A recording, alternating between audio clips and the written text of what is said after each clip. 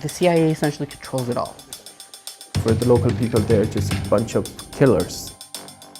The CIA-trained death squads also operate there.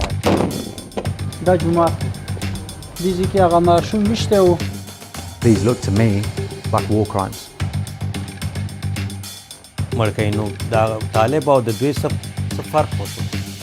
If this is democracy, we don't want democracy.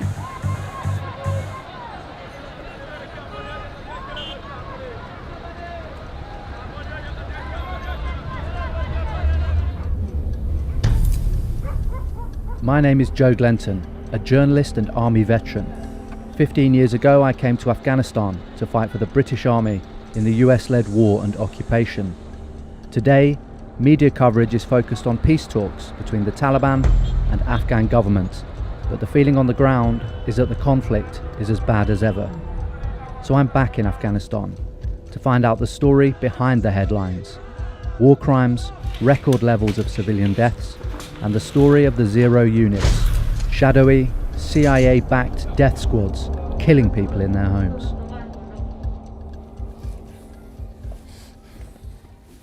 The death squads raided a house in Jalalabad on the 5th of September last year. Early that morning, Ibrahim was woken by a call from his nephew's neighbour.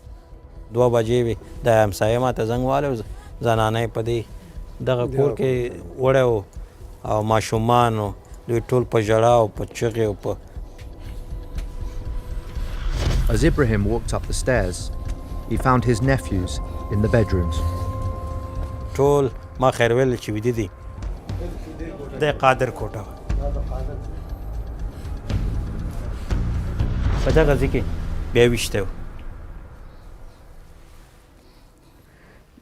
They come crashing into your house, pointing guns. Sometimes there's dogs. There's always weapons, and you're separating people. You don't really know what's happening to the women. They either kill you or they take you. Ali Latifi is one of the few independent Afghan journalists covering night raids and civilian casualties. These targeted killings and these raids, and they're not rare, and they're been around for a while. Since essentially the start of the war. My fellow citizens, the United States military has begun strikes against Al-Qaeda terrorist training camps and military installations of the Taliban regime in Afghanistan. Afghanistan is the CIA's war. Records show American spies were in Afghanistan just 8 days after 9/11 and weeks before the land invasion in October 2001. The warlords they had been funding since the Soviet occupation in the 1980s were set to work, and the Taliban government was defeated within months. When I joined the war in 2006, the Taliban insurgency was in full swing, and the US developed a strategy of targeted assassinations on Taliban leaders. These raids took place in civilian areas, and many were killed as a result. But in 2014, the US started to transfer these responsibilities to Afghan forces, shortly before NATO officially declared the war to be over.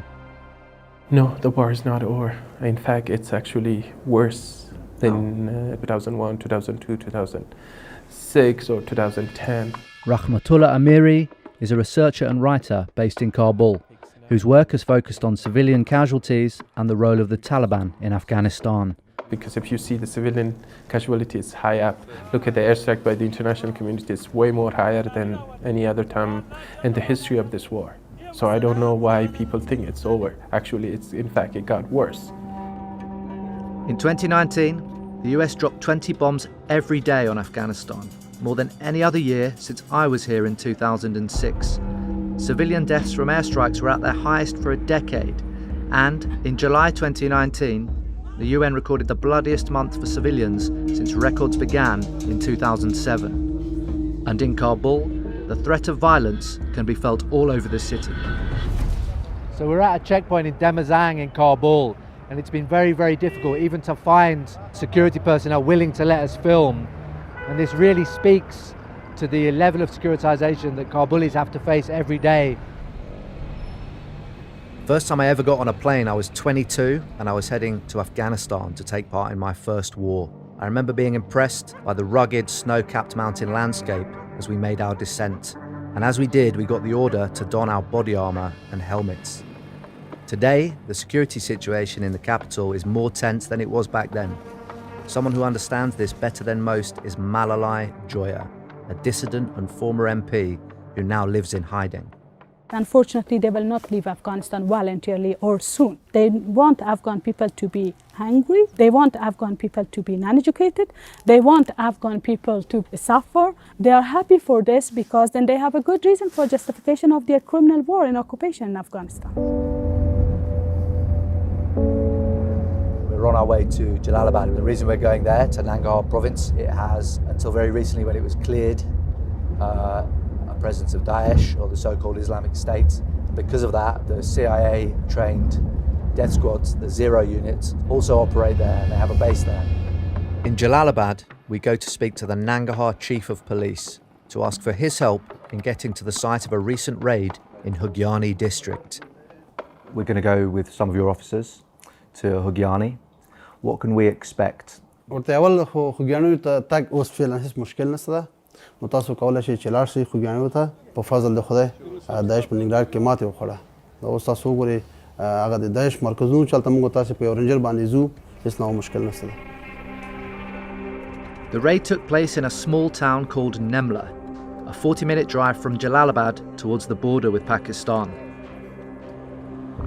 Parts of Nangarhar are controlled by the Taliban, who, after nearly 20 years of war with the US, still control or contest more than half the country. This became clear when our convoy made a sudden U-turn, realising they'd accidentally driven us 3 miles into Taliban territory. The Colonel has assured us that Nimla is safe. However, he sent us along with a group of his best men in 3 armoured Humvees, currently sitting behind the sniper. They're taking no shit off anyone in terms of pushing people off the road. We left the police and travelled a short distance to Nemla village, where 6 civilians were killed in a night raid by the death squads in July 2018. په دې ځای کې چې و دوکان او هغه دوکان هم د دې چاپې په شپه باندې ختم کړی. دا د جومات نقشه ګورئ، دا جومات و. دې ځای کې هغه ماشوم ویشتی و او بیا دې پاسه د جومات پرې راغورځولی و. بیا د هغې نه وروسته دا پمپ ګورئ، دلته دا موټر ګورئ، دا دس کار دا موټر ګورئ، دا دلته په ماشینه باندې ویشتی دی، په ګولۍ باندې دی، په ګولۍ باندې ویشتی دی. دا شیشې نه وي، دا دوکان دی. د شپې ورته بمونه کېښول او ویل وځولو.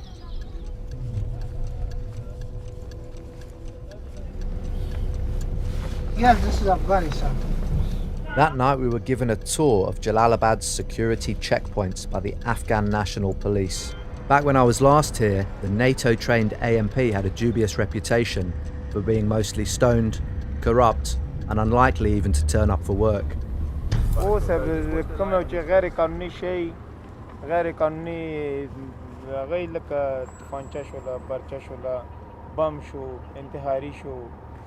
So we've come to a checkpoint here which is much more serious, and if you pan around, if you look over in this direction, you can see there's some fortifications, you can see the guys checking vehicles, you can see the guys also have better equipment, though still the ubiquitous AK-47 you see around here. It was around this time at night, 11 p.m. on the 4th of September last year, that the Zero units arrived at the house of Ibrahim and Haji's nephews. They interrogated them for several hours, then they shot them. Qadir Bahar. Very stylish. stylish خودیر Very stylish. جانزیب Sabur Zakhilwal. The agents accused the second youngest, Jahan Zeeb, of being a financier for ISIS. The 2 eldest, Bahar and Sadiq, worked for the government, as Bahar tried to explain to the intruders that night. ځان معرفیم که چې زه حقوقي مشاور یم د مشرانو جرګې او دغه د اسنادونه یم ورکه او خپل کارډ یې ورته وښود هر څه. بیا داسې مو نه ویله چې دا څلور ورونه دي، داسې ویله چې جاذب د داعش امر د مالي و.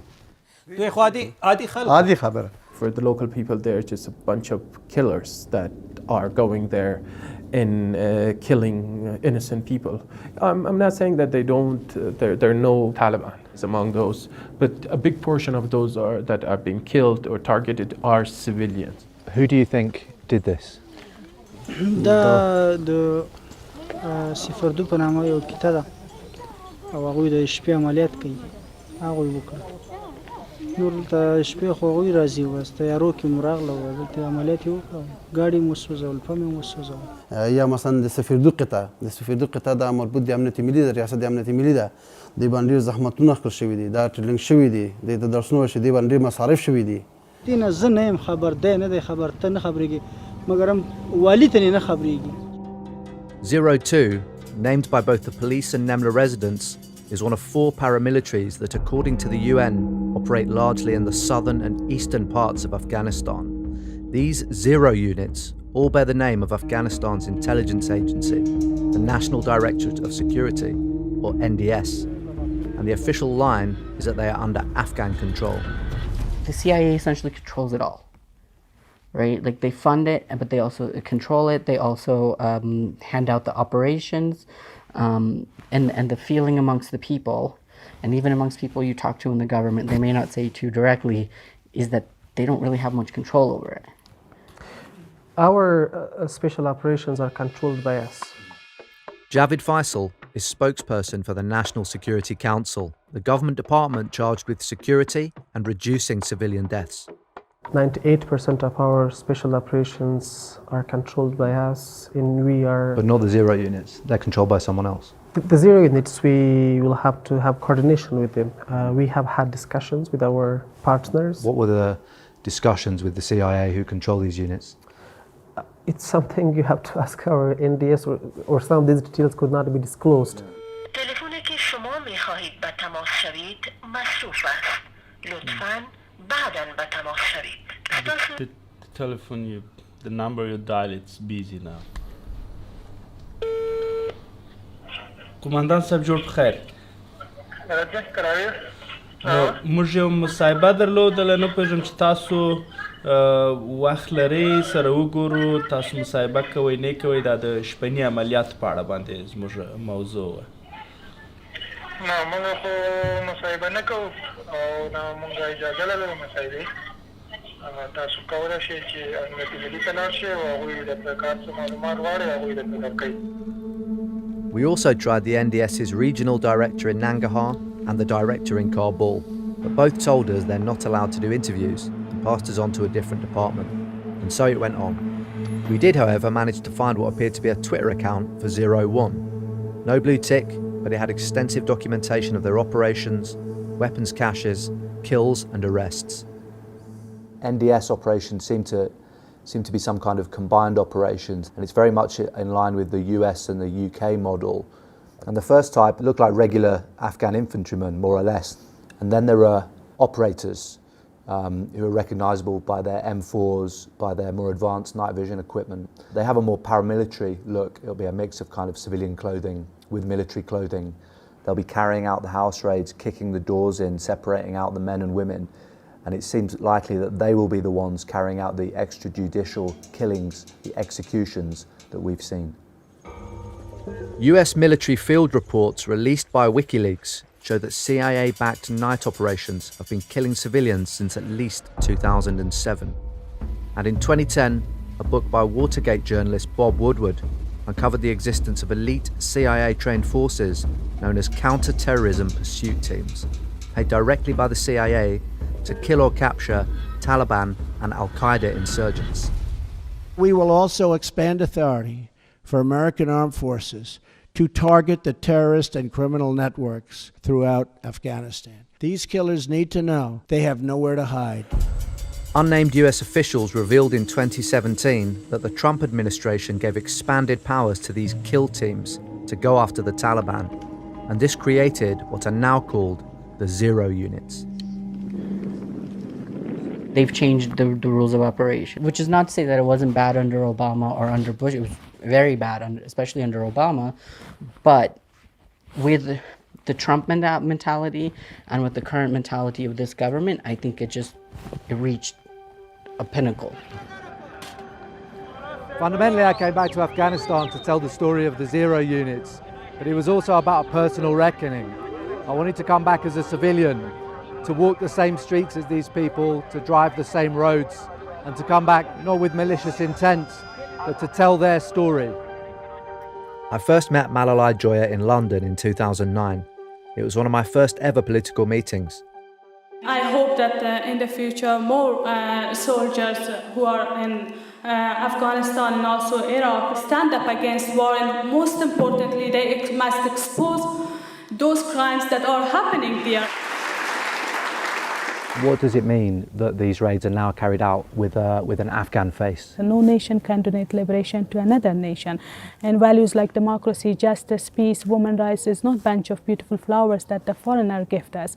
But these blind bombardment in different parts of Afghanistan in the name of democracy, now people says, if this is democracy, we don't want democracy. So yesterday we spent time in a Humvee, effectively on a patrol that would look very much like the ones my former colleagues to whom I was supplying ammunition would have carried out, armed to the teeth, going through villages, and it made me think about the alienating effect that would have had of all these soldiers turning up in these rural communities. My time here was almost exclusively in a large US airbase in Kandahar, southern Afghanistan. And although I wanted to see what was on the other side of the wire, my job kept me inside. At the time, Rahmatullah lived just a few miles away from me in Kandahar city. Can you tell me what it was like to be the occupied rather than the occupier? The first thing was the, hey, stop. They yelled, they screamed, they wanted to intimidate you. And then the second, they would search you. They would ask you to to pull up your main dress. One of the most disrespected thing you could do to an Afghan. But remember, you can intimidate them right then and there, but the hate remains in his heart forever. Afghans have long memories. Many remember the previous occupations by the British in the colonial period and the Soviet Union in the 1980s. Many will also remember that the CIA trained and armed a large militia in the 80s, known as the Mujahideen. The Mujahideen took power after the Soviet withdrawal, and within a few years, a dominant faction called the Taliban emerged and took control of the country. Today, the Taliban's strength has again been aided by the US, because for many, they are seen as the only opposition to occupation, drone strikes, and night raids. دغه یو ناروا عمل دی چې دغه طالبان هم سارنی مړکوي همداسې په سارا باندې محکمه کوي او دویم هم هماغسې مړ کوي. نو دا طالب او د دوی څه فرق خو شو هېڅ پته ونه لګېده چې As of yet, we haven't had incident as such that would make people turn to Taliban. You haven't had incidents? We haven't had incidents. I'm just interested in how you make this assessment, how you know their minds. It's not about knowing their minds. We don't read minds. You know, I've been around people who literally say, if they kill my children, why wouldn't I pick up a gun? Meaning, why wouldn't I pick up a gun against the government?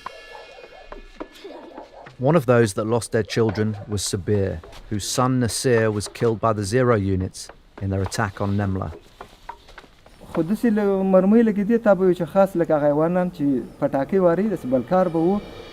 Sabir had been with Basir shortly before the Zero units arrived and had arranged to meet him by the mosque. No, was the Harry was the Khabar Conche, the Jumaiti Mazu Kana, for you took the Balhal by Khabar Nidikana, Ragla that the Kili Halak Ragla, oh, the Kili Halku Musar Kumakum, that's the Wokala. We which the Ala Delta Kanach Paikari, Delta Laskari. Dirtam Charakuno, the Pahauru left for you to. The British Army would consider a killing such as this as a war crime, but the only mention of this incident in the media was a few grainy images on a local news channel. In Jalalabad, Ibrahim had collected further evidence that war crimes may have been committed by 02.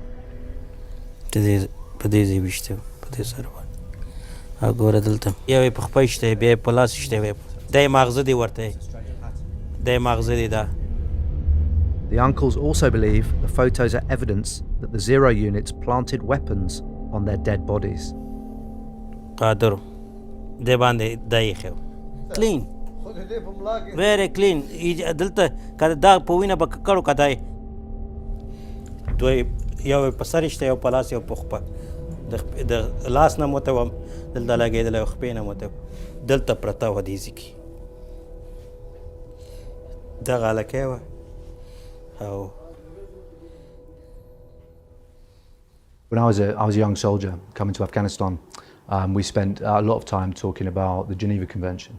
When we look at some of the testimony that we've had over this week, and we're talking about the weapon drops, wherein weapons would be placed on bodies to frame them as terrorists, extrajudicial killings, the use of pictures of dead bodies for propaganda, when will you be referring the zero units to the International Criminal Court? Because these look to me like war crimes.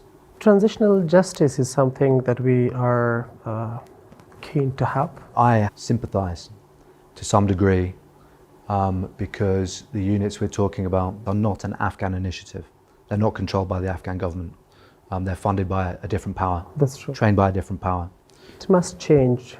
In one word, if I could say it, it must change. The current situation is not acceptable for us, and neither for our people. Another tacit admission that the zero units are not in government control came from the President Ashraf Ghani when he publicly apologised to the family of the Jalalabad brothers. US control of the zero units seems to be Afghanistan's worst kept secret. ارتباط ټول میدانوي سره وه دا صفر دو قطعه چې وه هغوی پورې مربوط دی خارجیانو پورې نو هر څه چې هغوی امر وکړي دوی اجرا کوي.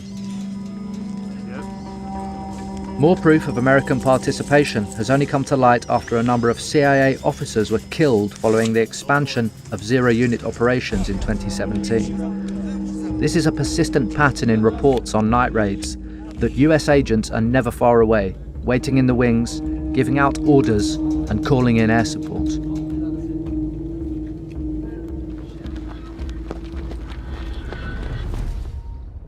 So the key lesson I've learned on my return to Afghanistan after 15 years is that this war is less accountable than ever.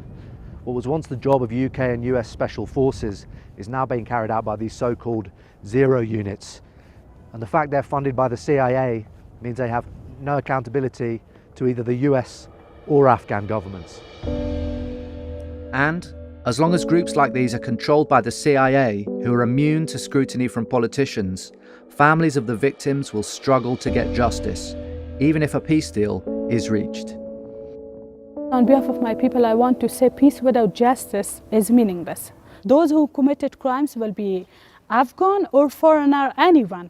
They must be questioned and prosecuted, not only to their national courts, also to the International Criminal Court.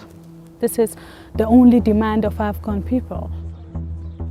In March 2020, the US and Taliban reached an agreement that would see the Americans withdraw more troops if the Taliban entered talks with the government. Progress has been slow, and the Taliban has already threatened to withdraw as attacks on both sides continue. Regardless, the CIA have shown throughout history that they have little regard for democracy and political processes like these. And history has also shown that powerful militias, like in the case of the Mujahideen, don't stay loyal to their paymasters forever. What do you do with the reformed Taliban, right? Like the Taliban who hand themselves over. Legit question. But the 01, 02, 03, Host Protection Force, all of these, what do you do with them? You know, when peace has been achieved. If history is anything, they'll probably just be moved to something else and reformulate their brutality. My final night here as a soldier was spent drinking sangria in an airfield just outside Kabul. I spent large parts of my 7-month tour questioning why we were fighting this war, but as I flew out, my overriding feeling was relief as I caught a final glimpse of the city. Many fighters across Afghanistan might soon be able to reflect, as I have, on their role in the war. But as long as the intelligence agencies of the Western world continue to use armed groups to serve their narrow interests, meaningful peace in Afghanistan is a long way away.